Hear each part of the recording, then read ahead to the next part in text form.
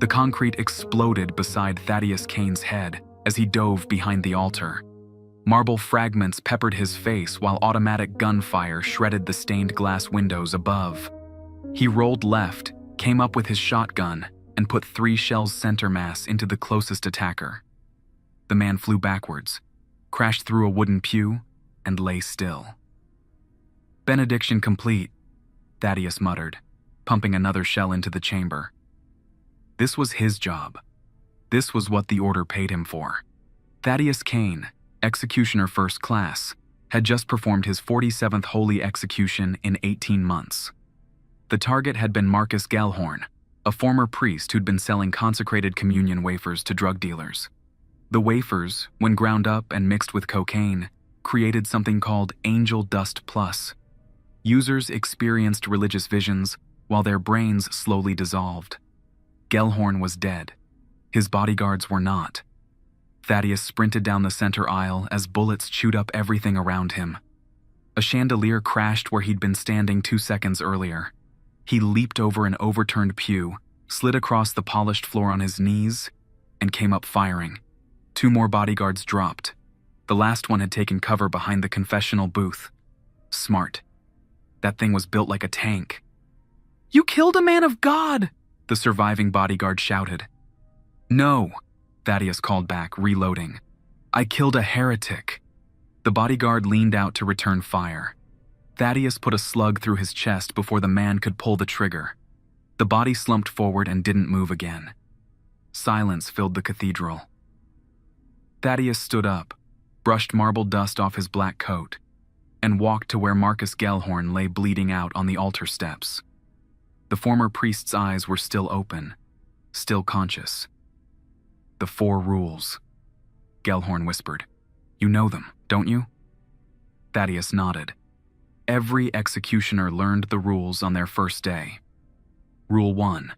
The target must be guilty of heresy against the church. Rule 2. The execution must take place on holy ground. Rule 3. The executioner must witness the target's final breath. Rule 4. The executioner must never question the order's judgment. "I followed them," Gellhorn continued, blood trickling from his mouth. "I followed all 4 rules when I killed my targets, just like you. You were selling drugs, not performing executions." "Was I?" Gellhorn smiled. "Check your phone, Kane. Check the message you received 20 minutes before you came here." Thaddeus pulled out his encrypted device. One new message from command. He opened it. Target: Marcus Gellhorn, former executioner 3rd class. Charge: unauthorized executions. Location: St. Catherine's Cathedral. Execute immediately. Former executioner. Thaddeus felt something cold settle in his stomach. He looked down at Gellhorn, who was still smiling. "How many?" Thaddeus asked. 63 holy executions, Gellhorn replied. "All drug dealers, all performed on holy ground, all witnessed to completion. I followed the rules perfectly, Kane, just like you're following them now. The order didn't authorize your executions. Rule 4 says never question the order's judgment. It doesn't say the order has to authorize everything we do." Gellhorn coughed up more blood. "I was cleaning up the streets, making the world holy again, and they sent you to kill me for it." Thaddeus knelt beside the dying man. "What are you trying to tell me?" "The rules work both ways," Gellhorn whispered. "You can use them to serve the order, or you can use them to serve God directly. I chose God, and now I'm about to die for it." Gellhorn's breathing stopped. His eyes went blank. Thaddeus watched for 30 seconds to make sure, then stood up. Rule 3 complete. The execution was finished, but something felt different this time. Gellhorn's words echoed in his mind as he walked toward the cathedral exit. 63 executions. All unauthorized. All perfectly legal according to the 4 rules. Thaddeus had never questioned an assignment before. Rule 4 was clear about that. But as he stepped over the bodies of Gellhorn's bodyguards, he found himself wondering about his other targets. Had they all been real heretics? Or had some of them been like Gellhorn, executioners who'd gone rogue? His phone buzzed. New message from command. Excellent work. Return to base for debriefing. New target assignment. Waiting. Thaddeus climbed into his black sedan and drove through the city streets. The Order's headquarters was a glass office building downtown, completely ordinary looking from the outside. Inside, it housed the most efficient religious killing machine in human history. The Order had been operating for over 200 years, quietly removing threats to the Church's authority. Thaddeus had joined them 5 years ago after his discharge from Marine Force Recon. The work suited him. Clean kills, clear objectives, no moral ambiguity. Heretics died, the Church remained pure, everyone went home happy. But Gellhorn's words had planted a seed of doubt. He parked in the underground garage and took the elevator to the 20th floor. Commander Yates was waiting in the briefing room, a stern woman in her 50s with steel gray hair and cold blue eyes. She'd run the Order's operations for the past decade. "Kane," she said as he entered, "sit down." Thaddeus took a chair across from her. "Gellhorn is dead. Execution completed, according to protocol." "I know. I watched the whole thing through satellite feed." Yates slid a manila folder across the table. "Your next assignment." Thaddeus opened the folder. Inside was a photograph of a man in his 30s with dark hair and tired eyes. The name at the bottom read, Vincent Torres, Executioner 2nd Class. "Another executioner?" Thaddeus asked. "Former executioner," Yates corrected.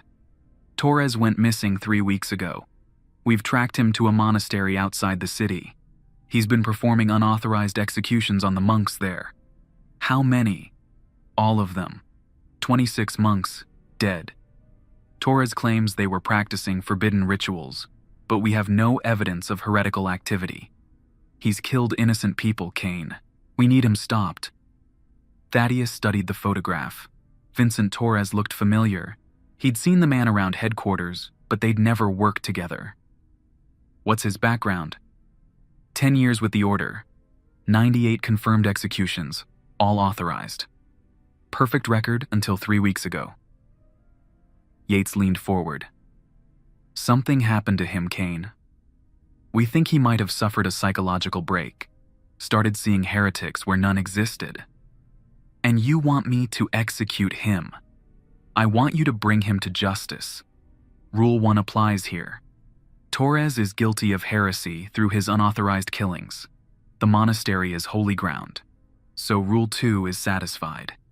You'll witness his death according to Rule 3, and Rule 4 means you don't question these orders." Thaddeus closed the folder. "Understood. One more thing," Yates said. "Torres knows you're coming.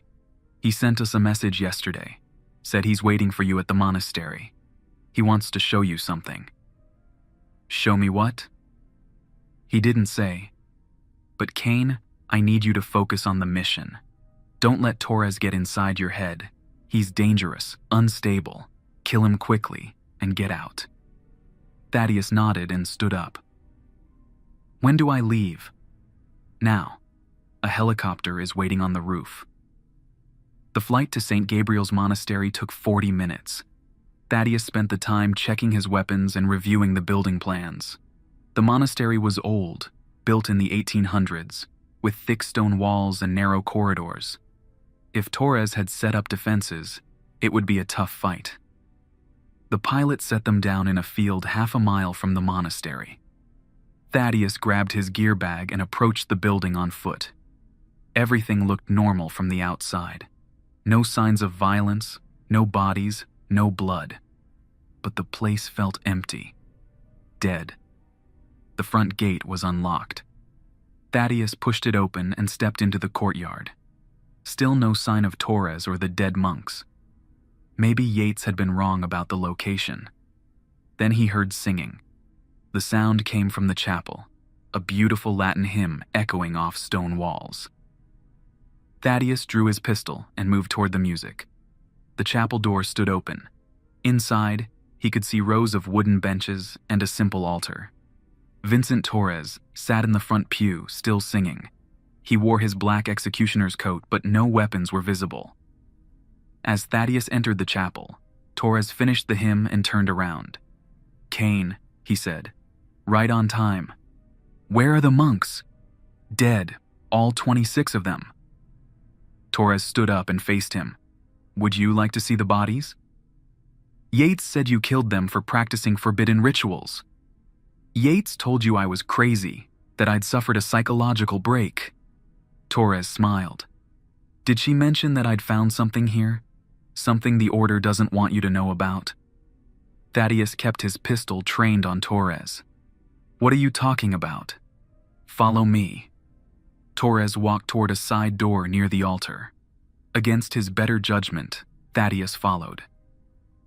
The door opened onto a stone staircase leading down into the monastery's basement. Torres descended slowly, his hands visible. The basement was a maze of storage rooms and wine cellars. Torres led him to the far end, where a heavy wooden door stood slightly open. Light flickered beyond it. "In here," Torres said. Thaddeus pushed the door open and stepped inside. The room beyond was large, circular, with stone walls covered in carved symbols. 26 bodies lay arranged in a perfect circle on the floor. All wore monks' robes. All had been shot once in the head. But that wasn't what made Thaddeus stop breathing. The walls were covered in photographs, hundreds of them. Pictures of men and women, all with names and dates written beneath. Thaddeus recognized some of the faces. They were his targets. People he'd executed over the past 5 years. "Welcome to the Order's real headquarters," Torres said behind him. "This is where they keep track of their work." Thaddeus stepped closer to the wall. Each photograph had detailed information: name, age, occupation, date of death, and the name of the executioner who'd killed them. He found his own name attached to 47 different photos. "These people weren't heretics," Torres continued. "They were threats to the Order's power, politicians who asked too many questions, journalists who got too close to the truth, businessmen who refused to cooperate. The Order has been using us to eliminate anyone who might expose them." Thaddeus found a photo that made his blood freeze. It showed a woman in her 40s with kind eyes and graying hair. The name beneath read, Sarah Martinez, age 43, occupation, federal investigator, executed by Thaddeus Cain. He remembered the execution. Command had told him Sarah Martinez was a heretic who'd been infiltrating Catholic churches to steal sacred artifacts. He'd shot her in the basement of St. Mary's Church in Philadelphia. She died begging him to listen, trying to tell him something about the Order.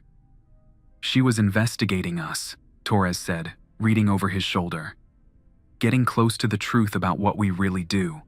So they sent you to kill her." Thaddeus stared at the photograph. Sarah Martinez had children. He remembered seeing their pictures in her wallet when he'd searched the body. 2 teenage kids who would never see their mother again. "How long have you known?" he asked. 3 weeks. "I came here following orders to execute Brother Michael, the monastery's abbot. Command said he was performing black masses, summoning demons. But when I got here, I found this room. Brother Michael showed it to me. He'd been documenting the Order's activities for years, trying to expose them. So you killed him anyway?" "I killed all of them," Torres confirmed. "Because Brother Michael asked me to." Thaddeus turned around. "What?" He knew someone would come eventually. The Order doesn't leave loose ends. So Brother Michael and the other monks decided to die as martyrs. They wanted their deaths to serve a purpose. To wake up the next executioner who came here. Torres pointed to the photos on the wall. Every single person in these pictures was innocent. Good people trying to do the right thing. And we killed them because we followed the 4 rules without question. Thaddeus felt something cracking inside his chest. 5 years of perfect service. 47 executions. All lies. "What do you want from me?" he asked. I want you to help me finish what Brother Michael started." Torres walked to a desk in the corner and picked up a thick folder. "These are copies of all the order's records. Every execution, every cover-up, every lie they've told us. Brother Michael was going to send them to the FBI, but he died before he could act. You want me to betray the order. I want you to serve God instead of serving killers." Torres held out the folder. "The 4 rules still apply, Kane. But we can use them to execute the real heretics. The people who've been using us to murder innocents." Thaddeus took the folder and opened it. Inside were hundreds of documents detailing the order's operations. Financial records, correspondence, target lists, execution reports. Everything needed to destroy the organization. "Rule 4 says never question the order's judgment," he said.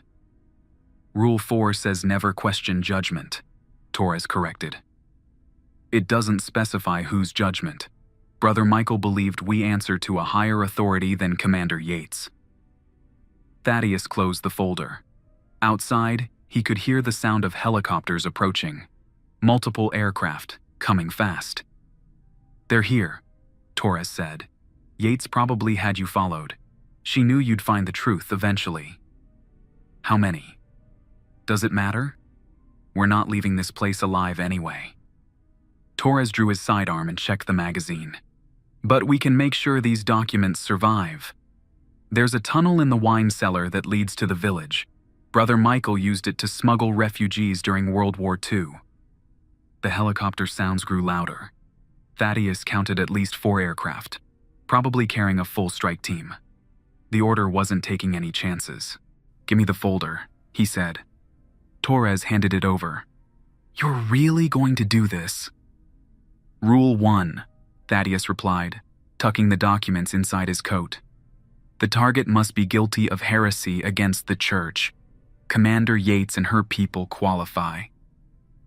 They moved quickly through the basement toward the wine cellar. Behind them, Thaddeus could hear boots on the stairs. The strike team had entered the monastery. The tunnel entrance was hidden behind a rack of wine bottles. Torres pulled the rack aside, revealing a narrow passage that sloped downward into darkness. They crawled through on hands and knees, moving as fast as possible. Behind them, shouts echoed through the basement. The strike team had found the circular room and the photographs. They'd be searching for the tunnel entrance within minutes. The passage opened into a cave system beneath the monastery. Torres led the way, using a small flashlight, navigating by memory through twisting corridors of natural stone. They could hear explosions above as the strike team blew open the tunnel entrance. "How much farther?" Thaddeus asked. "Maybe half a mile. The caves connect to an old mine shaft that comes up near the village church." They ran through the underground maze while their pursuers followed behind. Thaddeus could hear voices in the distance, getting closer.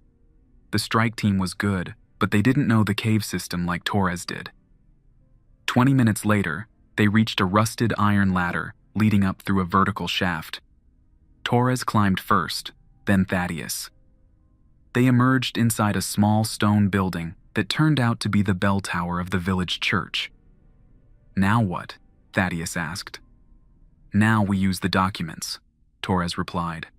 "Brother Michael had contacts in the FBI, people who've been investigating the order for years. We get the folder to them, and they'll handle the rest."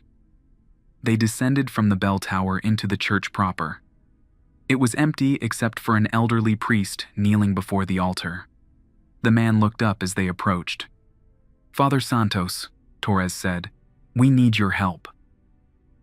The priest stood up slowly. He was in his 70s with white hair and gentle eyes. "Vincent, I wondered when you'd return. This is Thaddeus Kane. He's going to help us finish Brother Michael's work." Father Santos nodded. "The FBI agents are waiting in the rectory. They've been here since yesterday." They followed the priest through a side door into a small house behind the church. 2 people sat at the kitchen table.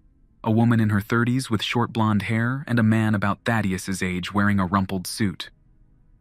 "Special Agent Rita Campos," the woman said, standing up. "This is Agent David Kim. We've been waiting to hear from you." Torres handed over a copy of the documents. "Everything's in there. Financial records, target lists, execution videos, enough to bring down the entire order." Agent Campos flipped through the folder. "This is incredible. We've been investigating them for 3 years, but we could never get solid evidence. This changes everything." "How long before you can act?" Thaddeus asked. "We're ready now," Agent Kim replied. "We have arrest warrants prepared for Commander Yates and 12 other high-ranking order members. SWAT teams are standing by in 6 different cities." "What about us?" Torres asked.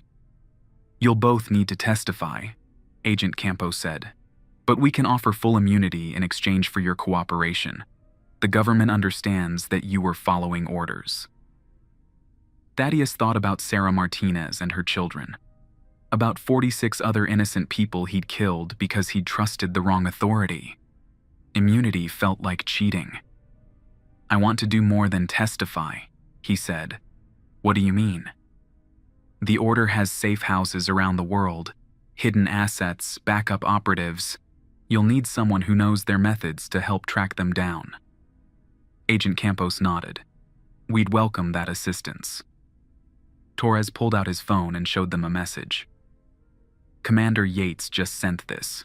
She's ordering all remaining executioners to go underground until the situation at the monastery is resolved. They're scattered, but I know where some of them are hiding." "Then let's go find them," Agent Kim said. Over the next 6 hours, the FBI arrested 43 order members across the United States. Commander Yates was taken into custody at the Chicago safe house, where she'd been coordinating the search for Torres and Thaddeus. Her last words before being read, her rights were a quote from Rule 4. "Never question judgment." The raids netted hundreds of additional documents, enough evidence to prosecute the order's leadership and expose their operations to the public. The story broke on every major news network within hours. Religious authorities worldwide condemned the organization and pledged to cooperate with the investigation. Thaddeus spent the following months working with federal agents to track down the order's international branches. They found operations in 12 countries, all following the same pattern of murdering innocent people under the guise of religious duty. Vincent Torres testified before Congress about the psychological conditioning that had allowed the order to manipulate their executioners. His testimony led to new laws regulating private military contractors and religious organizations. 6 months after the monastery raid, Thaddeus stood in the cemetery where Sarah Martinez was buried. He'd brought flowers and a letter of apology to leave on her grave. Her children had agreed to meet him there. "She would have forgiven you," her daughter said. She was 16, with her mother's kind eyes. "Mom always said people could change if they wanted to badly enough." "I can't bring her back," Thaddeus replied. "No," the girl agreed. "But you can make sure this never happens to anyone else." That had become his new mission. Thaddeus now worked for a joint FBI-Interpol task force dedicated to hunting down religious extremist organizations. He used the same skills that had made him an effective executioner, but now he served justice instead of lies. The 4 rules still guided his actions, but with different meanings. Rule 1. The target must be truly guilty, not just inconvenient to powerful people. Rule 2. Justice must be served in the light, not hidden in secret operations. Rule 3. He would witness the consequences of his actions and never forget the cost of violence. Rule 4. Never question his duty to protect the innocent. Vincent Torres had been right about one thing. The rules worked both ways. They could be used to serve God, or they could be used to serve killers. The choice belonged to the person following them. Thaddeus had made his choice, and for the first time in years, he could sleep without seeing the faces of innocent people in his dreams. The order was finished. Their executioners were either dead, imprisoned, or working to undo the damage they'd caused. Brother Michael's sacrifice had not been in vain. The 4 rules had finally led to justice. 3 years later, Thaddeus Kane stood outside a maximum security prison in Colorado, waiting for Vincent Torres to be released. Torres had served 36 months for his role in the monastery killings, despite his cooperation with federal authorities. The families of the monks had requested leniency, understanding that their loved ones had chosen martyrdom to expose the order's crimes. The gates opened at exactly 9 a.m. Torres emerged wearing civilian clothes and carrying a small duffel bag. He looked older, thinner, but his eyes held a peace that hadn't been there during their underground days. "Kane," he said, shaking hands, "thanks for coming. Where will you go now?" "Father Santos offered me a job at his church, maintenance work, nothing fancy, but honest work." Torres smiled. "What about you? Still hunting down the order's remnants?" "Most of them are finished. The FBI task force is being dissolved next month." Thaddeus walked with Torres toward the parking lot. "I've been thinking about what comes next. And there are other organizations out there, groups that use religion to justify murder, just like the Order did. Someone needs to stop them." Torres nodded. "The 4 rules again? The 4 rules again, but this time we write them ourselves." They reached Thaddeus's car, a simple sedan that had replaced his old government vehicle. Before getting in, Torres turned back toward the prison. "Do you ever regret it?" he asked. "Bringing down the order? Sometimes I wonder if we just created a power vacuum for something worse to fill." "No," Thaddeus said. "Evil doesn't get better when you ignore it. It just gets better at hiding."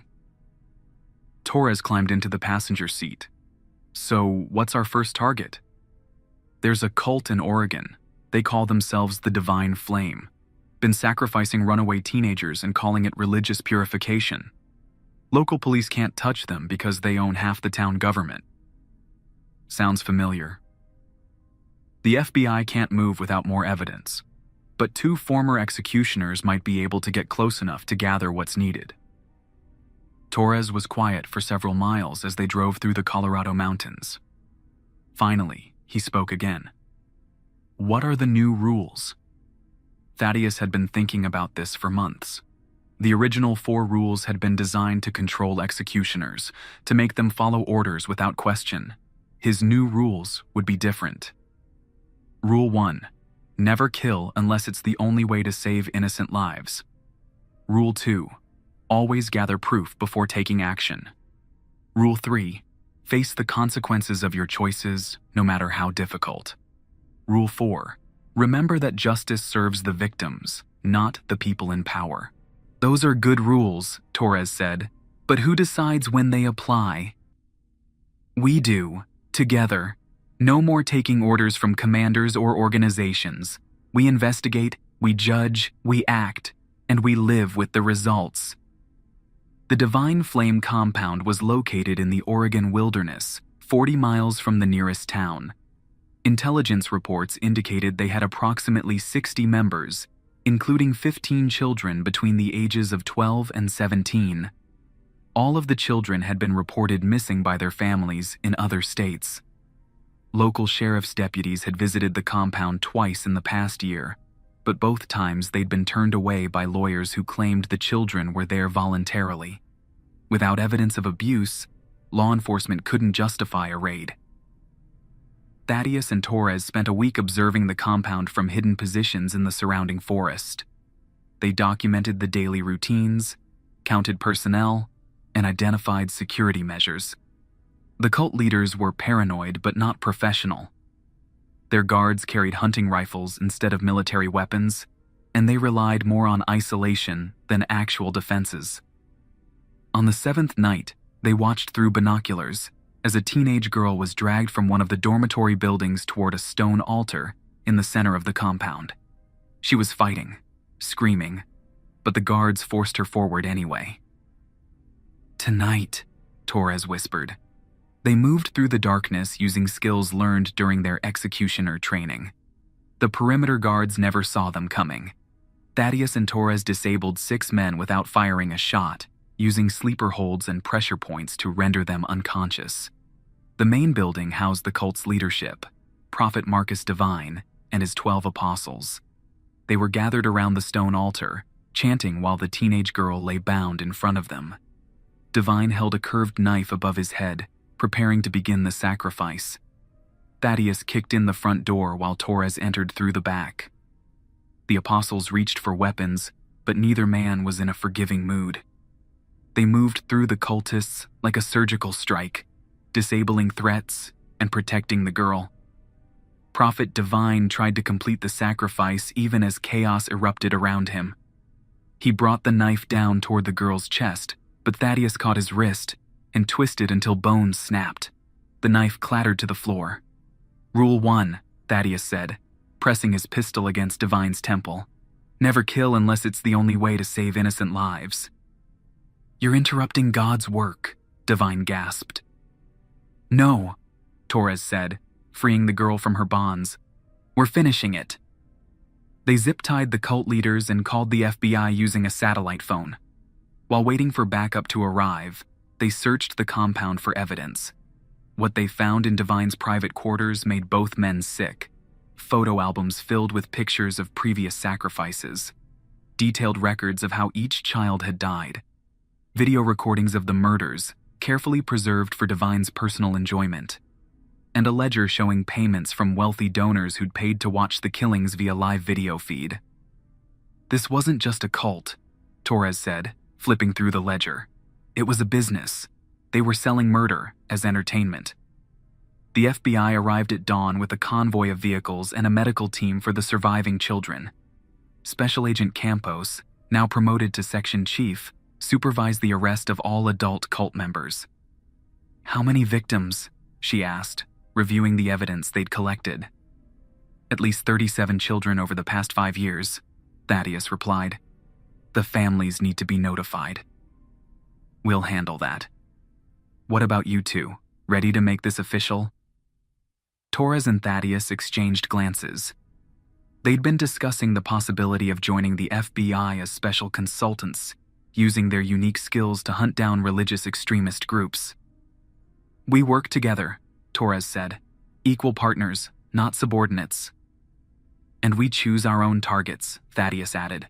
"No political interference, no protecting connected suspects." Agent Campos nodded. "I can live with those conditions. Welcome to the team." Over the next 2 years, they dismantled 14 different extremist organizations across North America. Each operation followed the same pattern: careful investigation, gathering of evidence, and surgical intervention when law enforcement couldn't act quickly enough. They saved 68 children from various cults and ritual abuse groups. They prevented dozens of planned terrorist attacks disguised as religious ceremonies, and they put hundreds of criminals behind bars who had previously hidden behind religious authority. The work was dangerous, often thankless, and sometimes morally ambiguous. But it was honest work, guided by rules they'd chosen themselves rather than orders from corrupt commanders. Their reputation spread through the underground networks of religious extremists. Some groups disbanded rather than risk facing the 2 former executioners. Others tried to fight back, leading to running gun battles in remote compounds and abandoned churches. Thaddeus kept a photo in his wallet. Sarah Martinez with her children, taken before he'd murdered her. He looked at it before every operation, reminding himself why the rules mattered. Justice wasn't about following orders or serving organizations. It was about protecting people who couldn't protect themselves. The final confrontation came in a warehouse outside Detroit. A group called the Purification Army had been kidnapping homeless veterans and forcing them to fight to the death in gladiatorial combat. The survivors were then recruited as soldiers for the group's planned assault on a VA hospital. Intelligence indicated they had 40 hostages and were planning to attack within hours. Local SWAT teams were still 30 minutes away, too late to prevent the massacre. "Rule 2, Torres said as they approached the warehouse. "Always gather proof before taking action." They'd been watching the group for 3 days. documenting everything. Video evidence of the forced combat, financial records showing wealthy donors paying to watch, and communications proving the planned hospital attack. There was no question about guilt. The warehouse was heavily defended with automatic weapons and military-grade equipment. Unlike the amateur cultists they'd faced before, these men were trained soldiers who'd been kicked out of the military for various crimes. Thaddeus and Torres entered through the skylight, rappelling down into the main floor where the gladiatorial combat was taking place. 40 wealthy spectators sat in bleachers around a makeshift arena, watching two homeless veterans fight with knives while guards ensured neither man could escape. "Federal agents," Thaddeus announced, dropping into the arena with his rifle ready. "Everyone on the ground now."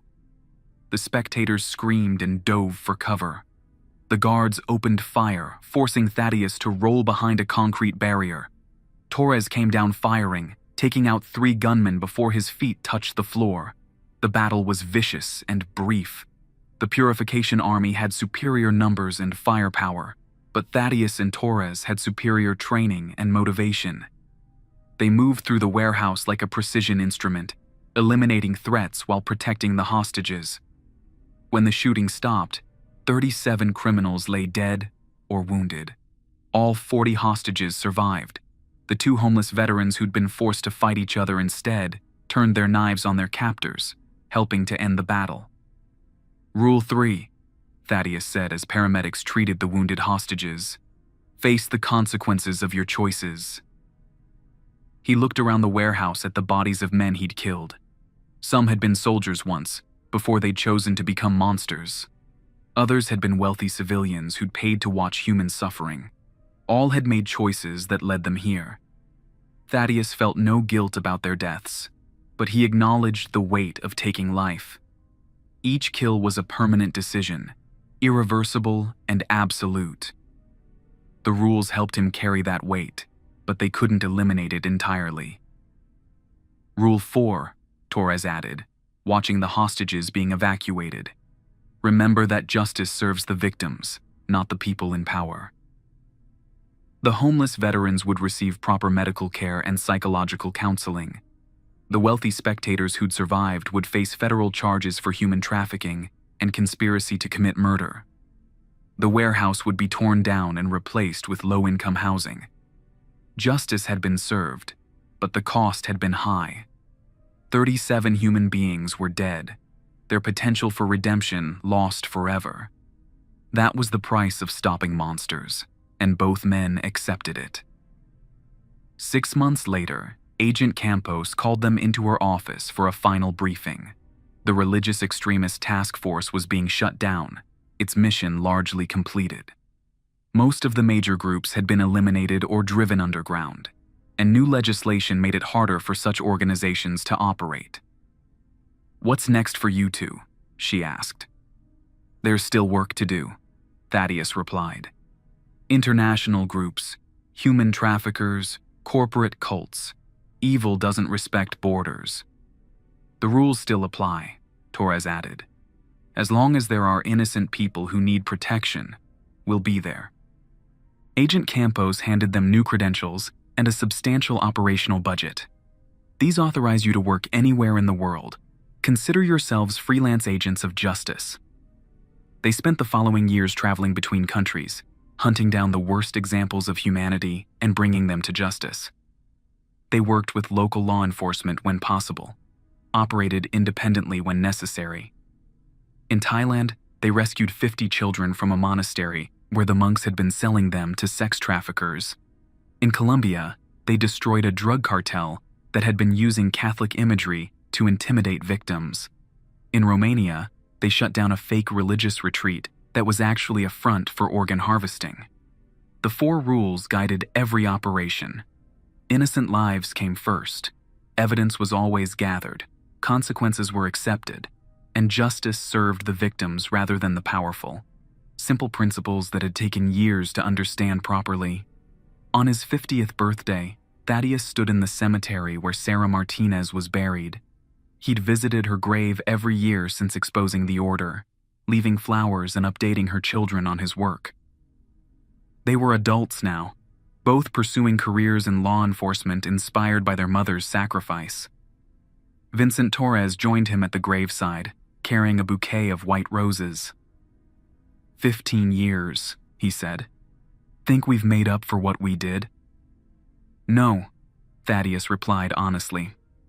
We can't bring back the people we killed when we were following the wrong rules, but we can make sure their deaths have meaning. How many lives have we saved? Lost count. Hundreds, maybe thousands, but it's not about the numbers. Thaddeus knelt and placed his flowers on Sarah's grave. It's about choosing to serve justice instead of serving power. Torres placed his roses beside them. The 4 rules? The 4 rules, Thaddeus confirmed. Rule 1. Never kill unless it's the only way to save innocent lives. Rule 2. Always gather proof before taking action. Rule 3. Face the consequences of your choices, no matter how difficult. Rule 4. Remember that justice serves the victims, not the people in power. They stood in silence for several minutes, honoring the memory of a woman whose death had changed both their lives. Then they walked back to their car, ready to continue their work. There would always be monsters in the world, people who used religion or ideology to justify hurting others.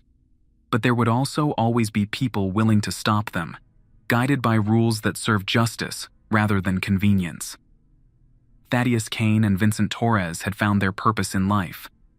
They were witnesses to holy executions, but now they chose who lived and who died based on principles they'd learned through blood and sacrifice. The rules worked when applied correctly, and they would keep working as long as good people were willing to follow them, no matter the cost. In the end, that was enough. Justice served, innocent lives protected, and the memory of the dead honored through action rather than words. The 4 rules had finally led them home.